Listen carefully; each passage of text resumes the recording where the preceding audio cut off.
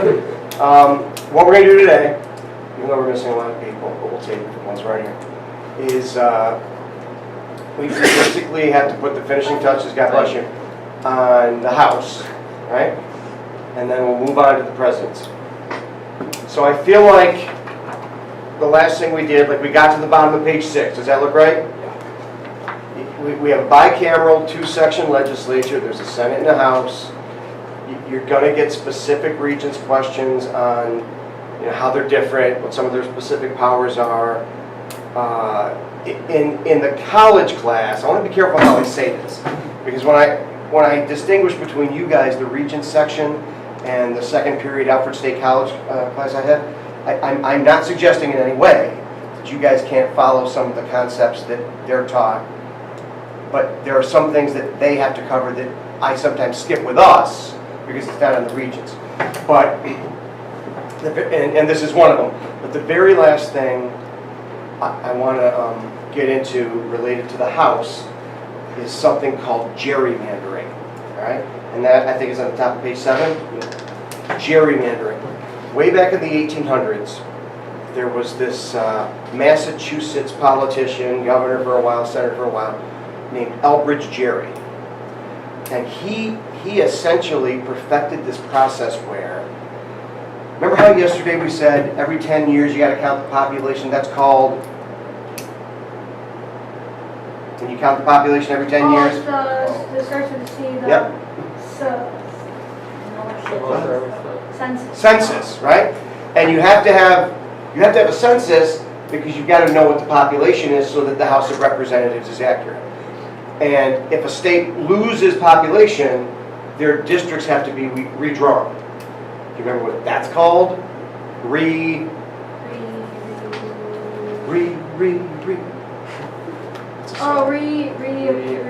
Reapportionment. Yep, reapportionment. Okay. Here's the thing. Right now, the House of Representatives is controlled by which party? Democrats or Republicans?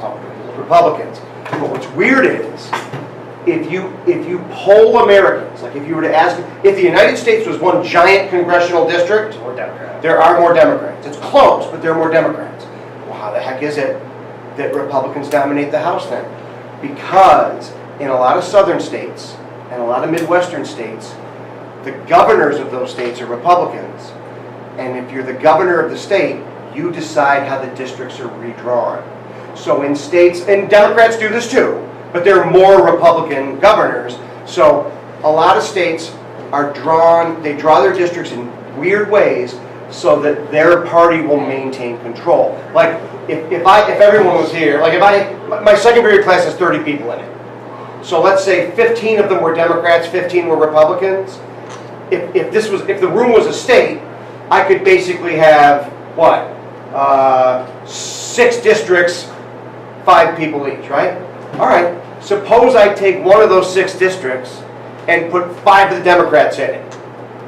I could then take the other 5 districts and make them like 3-2, 3-2, 3-2 Republican, right? So when we vote and the results come in, I've creatively set it up so Republicans control most of the districts. Look, New York's districts are drawn by the Democrats because the legislature and the governor are Democrat. And our districts are drawn in a way that favor Democrats. But gerrymandering is basically a way to draw the lines in bizarre patterns so that the party in charge of the state can also be in charge of the majority in the House from their state. It's called gerrymandering because some of the districts look like, well, help me out here, Blankamander. It's a creature. Salamander. They literally look like salamanders. That's where that term comes from. There's a district in North Carolina that honestly looks like an L with a W and an O. But it's drawn that way so that the Republicans will always have a slight edge in that district. There's a district in Illinois that looks like a zipper. But it's drawn that way so that it will always be Democrat. If I'm a Democrat and I want my state to be Democrat, and I've got a district that's like 5-to-1 Democrat, I only need it to be 2-to-1 Democrat. right? So I can redraw it in a way, creative way, so that my party always remains in control. Does that make sense? That's gerrymandering. And that's more than you would need to know. They're not going to ask you that on the regions. So let's move on to the executive branch. We have three branches. What are they? Legislative, executive, judicial. Legislative is what? It's Congress, the House and the Senate, and they make laws. Executive is whom? That's judicial. Executive is the president, the vice president. Now, so here we're talking about the president, but we're really talking about the presidency. Okay, the presidency. So, it's easy sometimes to think about the current occupant of the White House. And who is that right now? That's President Trump. And whether you like him or dislike him, I think everybody admits he's kind of a polarizing figure. Right? He's controversial. I don't know anybody who's kind of like medium on him. They either love him or they hate him. I think that was true of the last president. I think a lot of people looked at Obama and it was kind of a love-hate thing. You know? What I always tell students is, when we talk about the executive branch and when we cover the president, we really need to think in terms of, watch this, the presidency. Not an individual president, but all of them. So we're talking about, you ready? George Washington, John Adams, Thomas Jefferson, James Madison, James Monroe, John Quincy Adams, Andrew Jackson, Martin Van Buren, William Henry Harrison, John Tyler, James Polk, Zachary Taylor, Millard Fillmore, Franklin Pierce, James Buchanan, Abraham Lincoln, Andrew Johnson, Ulysses S. Grant, Rutherford B. Hayes, James Garfield, Chester Arthur, Buffalo's own Grover Cleveland, Benjamin Harrison, Grover Cleveland again, the only president to serve non-consecutive terms, William McKinley, my personal favorite president, Theodore Roosevelt, the fattest U.S. president, William Howard Taft, Woodrow Wilson, Warren G. Harding, Calvin Coolidge, Herbert Hoover, Franklin Delano Roosevelt, Harry Truman, Dwight Eisenhower. See, now we're getting more into the present. Do you remember some of these? Do you recognize some of these? Okay. John F. Kennedy, Lyndon Baines Johnson, LBJ Johnson. All right. Richard Ullman, no, Nixon. Nixon. The only president ever to resign in disgrace. Okay. Gerald Ford, Jimmy. Nope, he's a tight end for the Seahawks. All right. Jimmy Carter, Ronald Reagan, George Herbert Walker Bush, Bill Clinton, George W. Bush, then who? Say it. Barack Obama, then who? Donald Trump. That's the presidency. That's all 45 in order. We don't have to talk about all of them. In terms of what we cover in history, we basically go like Washington, then Jefferson, then Jackson, then probably almost right up to Lincoln, then, I'd say probably McKinley with like the Spanish-American War, a lot with Theodore Roosevelt, a lot with Woodrow Wilson in World War I and the Versailles Treaty, a lot with Franklin Roosevelt, the Great Depression, World War II, and then most of the ones I'd say from the 50s on we cover pretty thoroughly. But don't feel like you ever have to memorize them in order. You don't, and don't think that we're gonna don't worry about having to cover every single one of them. We don't have to. But they're all that they collectively make up the U.S. presidency. 45 guys. Sorry, sister friends. The dirty little secret of politics is if women voted for women because they're women, you'd have a female president. Because women vote more than guys, and women outnumber guys anyway because you guys live longer. It is in part because you're smarter, but it's also because you stress us out to the point where we die earlier. No, I'm just Probably on it. But, Well, yeah, maybe. But, you know, it's fun sometimes, I think, to get into some of the specifics of each president, like superlatives. Tallest? Lincoln, absolutely. Shortest. Shortest? James Madison. 5'1", 5'2". He was like the fever height. I thought I was short. You're taller than I am, aren't you? 5'10".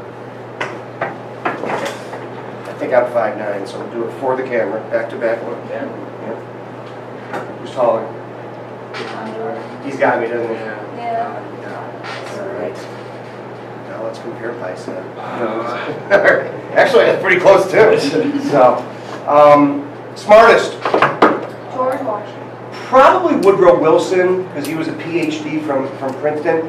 Look, all joking aside, Obama was a constitutional law professor at Harvard. That's pretty smart. Dumbest. I'm not going near it. I'm not touching this one. But I mean, it's hard to gauge, like, what's smart, what's intelligent. Like, some people are business smart, some people are politics smart. I don't know. There's so many of these. Most paranoid. It's a tie between Nixon and Trump. Okay, we better move on. So, anyway, those are the presidents collectively. So go to where it says main function. What do? But they don't make laws. They can recommend them, but presidents basically enforce the law. Right. They basically run the country on a day-to-day basis. The same thing that a mayor does for a town, or a governor does for a state, the president's expected to do for the entire country. That's a lot. So there's a cabinet, there are advisors, there are all these departments where he appoints and delegates responsibilities to other people. But yeah, running the fourth largest country in the world with 320 million people on a day-to-day basis requires a lot of personnel, and the executive branch has a staff that technically comes close to 1 million people. Now that's scattered all over the country. And a budget that's like in the high billions. All right? That's a lot. That's a lot. Okay. And it says it there, right? So the president's a leader of an immense organization, 3 million workers, almost $1 trillion budget. I probably should modify that because under President Trump, some of that's been scaled back because he believes in smaller government, which is part of why he got elected. I think a lot of people agree with it. Okay. Qualifications in terms of office. Could I be president? Could I? Yeah. I don't think I'm very electable because Well, I was gonna say no, because I don't know if you've lived in the U.S. I'm a natural born citizen. Yep. I was born at St. Francis Hospital in Olean, New York in 1964. The building doesn't exist anymore, but there is a statue shrine there to commemorating my birth. Not really. There should be. I believe it. Thank you. But not true. All right. You have to be at least 35 years old. Check. I'm a little dyslexia. I'm 53. So I'm old enough. I hit those. You can check those off. I qualify. Natural born citizen, 35 years of age, and I'm a white male. Wait, is that a qualification? No. Does it seem to be? There's only been one that didn't fit that description. But you made it, so. Right, no, exactly. And when I first started teaching, we used to always have this debate. Will there ever be a non-white president? Yes, that's progress. I just feel like they didn't think they had like the same amount of rights until Barack Obama stepped into office. Right, civil rights have always been kind of a work in progress, and you had to break down barriers and attitudes had to change. I guess the question next becomes, will there be a female president? Or even another black president. Sure. Or a black female president. Yeah. Right. Or an Asian president. Or a non-Protestant president. There's only been one. One of the 45 presidents was Catholic rather than Protestant. Both Christians. but Catholic rather than Protestant. Anyone know who that was? He was also the second youngest president.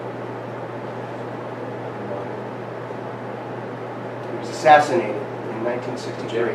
JFK is correct. Well done. It does seem sometimes like there are unofficial qualifications to be president. But all the Constitution says is natural born citizen, at least 35 years of age. And if you get elected, how long is your term? 4 years. And the only branch of government that has term limits is this one, the presidency.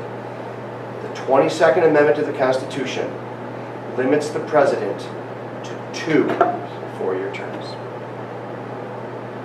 There's only one president historically that served more than 2. Anyone know who that was? Probably do. You said his name when we were going through the list. Oh.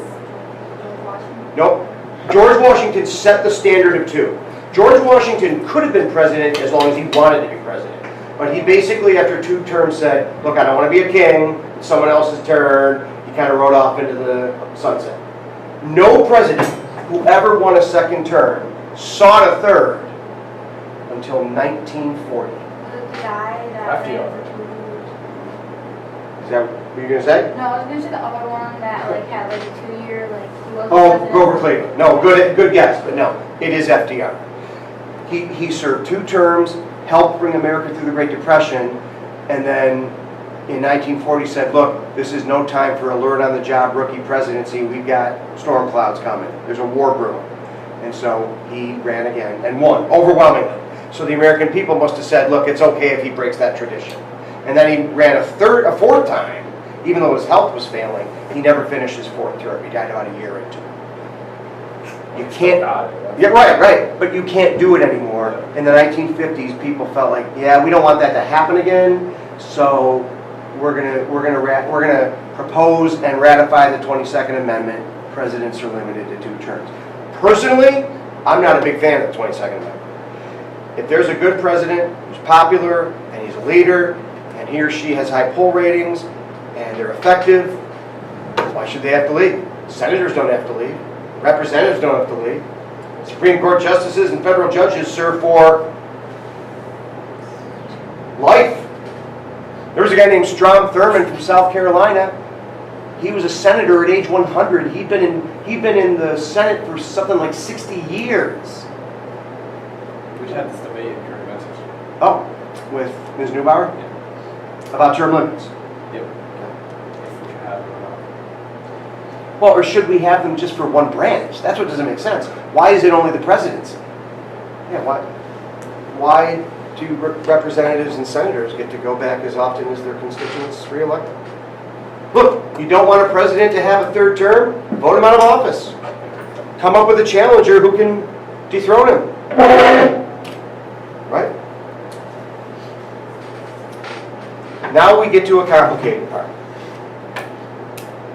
Speaking of the college, the Electoral College.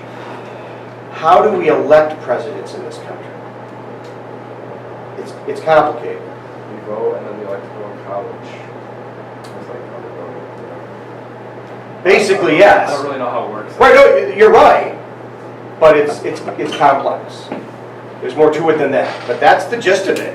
You know, that's the thrust of it. Have you ever studied the Electoral College before? Who'd you guys have for 7th? Cap? Should have asked when he was in here. Hey, Cap, did you cover the Electoral College? I suspect he did. I just don't remember. That's fine. I don't remember a lot from 7th grade either. Did you cover it in 8th grade? I wish they would get rid of the Electoral College, if only for the reason that I would never have to teach it again. Because it is confusing, and it is kind of a, at least at first glance, an undemocratic way to elect presidents. But I don't think it's going away. And you're going to get at least 1, probably 2, and possibly 3 questions on the Regents about the Electoral College. So let's break this thing down. Number 3, how elected? Why the Electoral College exists. Basically comes down to this. when the Founding Fathers were creating the Constitution, some of the delegates said, you know what? We want an independent executive branch. We don't want what England has. England doesn't have a president. They have a prime minister. And the prime minister is just the most popular person in the parliament. Our Founding Fathers basically said, look, that's going to be the Speaker of the House or the Senate Majority Leader. But those guys can't be president. We want the executive branch to be separate from the Congress. Checks and balances, right? So some of the delegates said, hey, why don't we let the people vote directly for the president? There weren't many of them that felt that way, just a few. That was rejected. Because most of the Founding Fathers said, you know, they weren't trying to be mean, they weren't trying to be mean-spirited towards 18th century Americans, but back then, So most... they felt like they were dumb? Yeah, well, I wouldn't say dumb, I'd say ignorant. There's a difference. Most Americans in the late 1700s were illiterate farmers. Well, that sounds like a mean thing to say. No, it just means they couldn't read. And they were farmers who basically never wandered 20 square miles outside of where they were born, lived, and died. They didn't know much about politics. You didn't have mass media. You didn't have television or radio. You probably, if you lived in Virginia, you wouldn't even know who some of the candidates in Massachusetts were. People didn't travel. Many couldn't read. And so the Founding Fathers basically said, we can't let voters vote directly for the president. That's too much democracy. We're more of a, what's the R word? Republic. Exactly. And then some of the delegates said, all right, let Congress pick the president. Rejected. That'd be like a prime minister. So what they came up with was, and you said it, this is it, we're going to let voters pick electors, and then those electors, who are presumably more educated and know more about politics and have traveled more, they'll be the ones to pick the president. So it was basically, you get to pick who picks, right? So why does it exist? The Founding Fathers didn't believe that the uneducated masses could be trusted. Back then, most Americans were illiterate farmers with little knowledge of politics or any potential presidential candidates, especially outside their state. What's the blunt version? You said it. They didn't trust us. They didn't trust the common man. That's true. Now, the next one that says how the Electoral College was supposed to function. The best way I know how to explain this is through an analogy. So just kind of see if you can follow this. I'm doing this for comparison purposes. Let's say that all the public school districts in Allegheny County were the states in the U.S.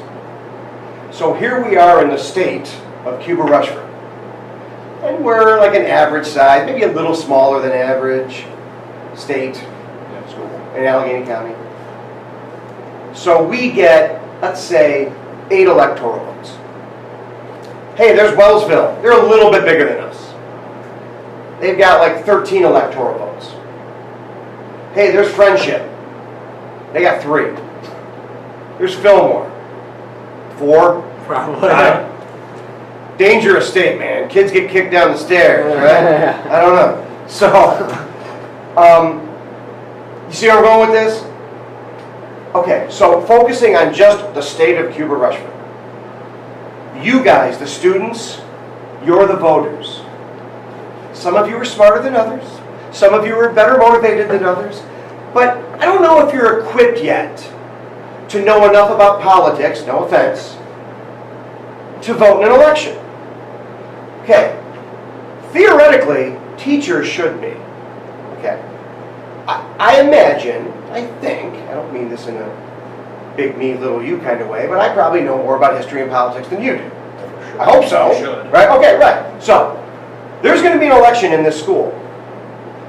And let's say there are 40 teachers. What do we have? Maybe 30. I don't know what we have. But we can pick 8 to be in the Electoral College. So we have the school-wide vote. And the top 8 vote getters win. You, the students, voted for the teachers you trusted most to pick the president. You don't get to pick them directly, but you get to pick people who you trust to make a good decision and pick theoretically the best candidate. So far, so good? All right. So the election results are in. Hey, I won! I'm an elector. Fee lost.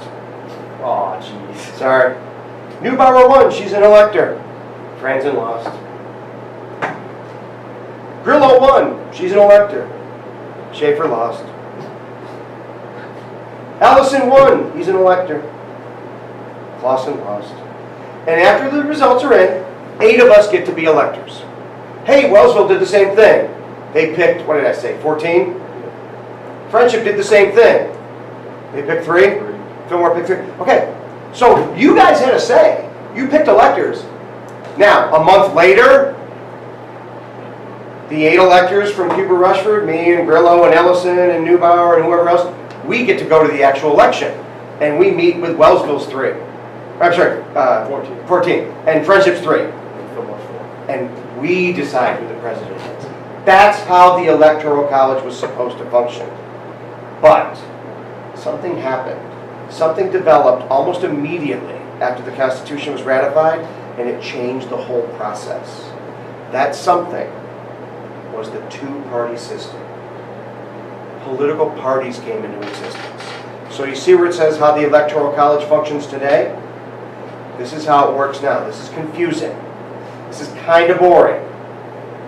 But I think it is important to know, not just for Regis purposes, but if you want to be taken seriously, when people are having a discussion about politics, history, you should know the basics about how this works, all right? So saddle up, here we go. We're going to use the last election as an example. 2016, who did the Democrats pick to be their candidate? She lost. Hillary Clinton. Who did the Republicans pick? Trump. All 50 states had electors. We still use the Electoral College. But in the old days, you knew who the electors were. You didn't necessarily know who they picked to be president. Today, it's the complete opposite. Today, when I went into the voting booth last November, all I saw was Democrat Clinton, Republican Trump. In fine print next to their name, it said electors for. I have no idea who they are. You know why? They were picked ahead of time by political parties. Works like this. In New York State, we get 29 electoral votes. I'll explain why either later in a few minutes or Monday. We get 29 electoral votes. Hillary's electors were chosen months before the election by the Democratic Party. They basically picked people who were loyal Democrats, who they know they could trust. If Hillary wins, they'll vote for her. 29. The Republican Party, months before the election even happened, in New York State, found 29 loyal Republicans who they know they could trust to be electors for Trump. Who won New York State? Trump. No. Hillary won it. Yep. And it's both their home states. Isn't that weird? They're both New York, technically. Hillary won New York State. So here's how it works. The 29 electors for Hillary, just like the 8 teachers from Cuba Rushford, they're the ones that got to go vote in the real election. And they all voted for Hillary. Yep, because they were already chosen ahead of time. What happened to the 29 Republican electors who were pledged to Trump? Nothing. They stayed home. Why? They didn't win. They lost. See how that works? Every state basically does that except 2 free states, Maine and Nebraska, but we won't get hung up on that. In the old days, you knew the electors. You knew the names. I trust this guy to pick a president. Under the system that we've had really ever since the 2nd or 3rd election, you have no idea who the electors are. They're chosen ahead of time, pledged to, tied to, whichever candidate wins the state. Or well, whichever candidate, if their candidate wins, they get to vote. If not, the other ones do. Weird, huh? I wish we didn't have the Electoral College. At some level, I don't even think it's very democratic. But some of my reasoning for not wanting it is selfish. I hate teaching it. I see the anguished look on your face. So that's a lot. You get the gist of it, get the basics. So, how it was supposed to function, as originally designed before the two-party system, voters, and back then it was just white male property owners, would be permitted to vote for electors who would then choose the president. Voters knew who the electors were, but they didn't necessarily know who the elector would then vote for. That system never really kicked in. Almost immediately, go to how it functions today, the two-party system kicked in. So, the two major political parties pick loyal party members to be electors ahead of the presidential election process. In New York State, I just did this, which has 29 electoral votes, the Democrats pick 29 loyal Democratic electors. They pledge. In some states, they're required by law. But in most states, it's just it's a promise. They could technically not vote for who they said they would. But they pledge to cast their votes for the Democratic candidate, if that candidate wins the popular vote in New York. Like, if Hillary beat Trump in New York State by just one popular vote, she didn't. It was more lopsided. But even if it had been just one popular vote, she'd still get all of New York's 29 votes. That's called winner take all. All right?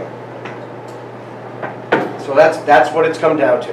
Does the popular vote matter? Yes, but it doesn't elect the president directly. Who won the popular vote? Hillary. But you can win the popular vote and still not get elected president. So, go to where it says formula for calculating electors. It's the bottom of the page. You see it? What determines how many electors each state gets? Population. Population.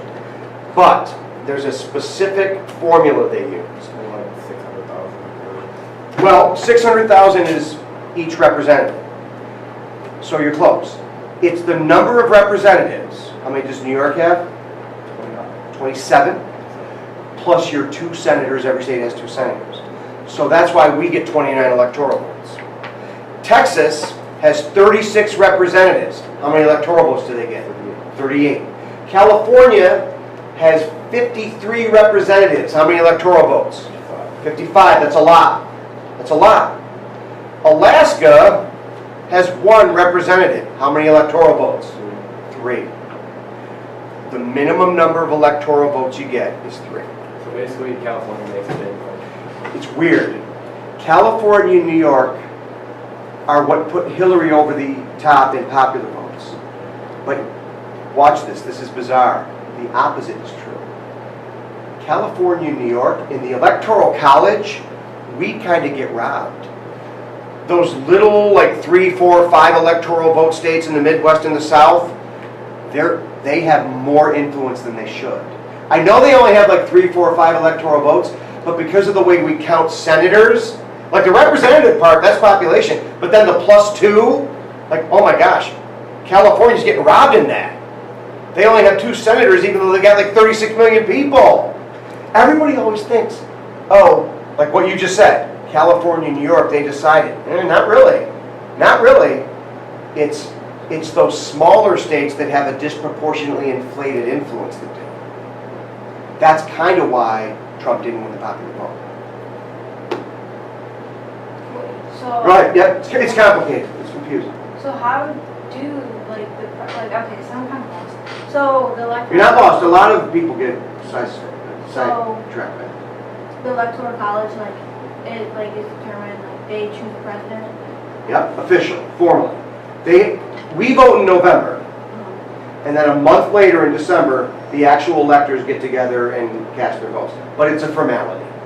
Like when they announced that Trump had won the day after the election, it was all based on what they knew the Electoral College was going to do a month later. Now, could you theoretically, in a close election, have some elector that said, yeah, I promised I'd vote for Trump, but I changed my mind? You could.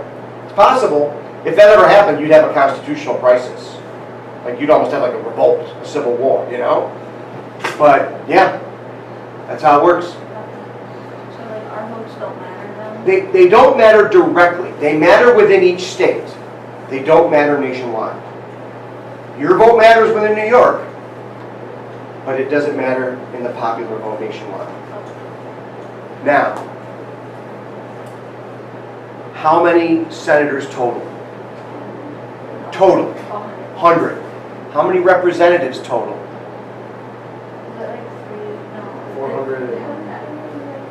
435 is exactly right. Yep, 435. Add 435 to 100. 535 total electors. Okay. The total number of electors is 538. Where did they find the extra 3? This is a tough question. Anyone know? It's not a state. It's not a city. What the heck is it? Why? Nope, that's a state.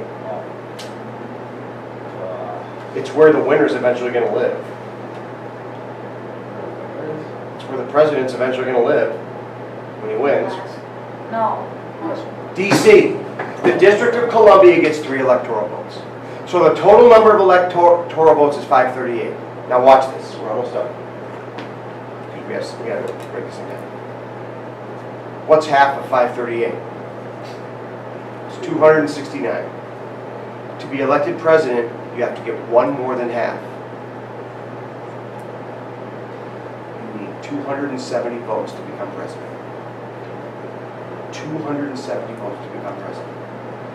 And on Monday, I'm going to try to explain this using another analogy where buckets are states and the marbles inside them are electoral votes.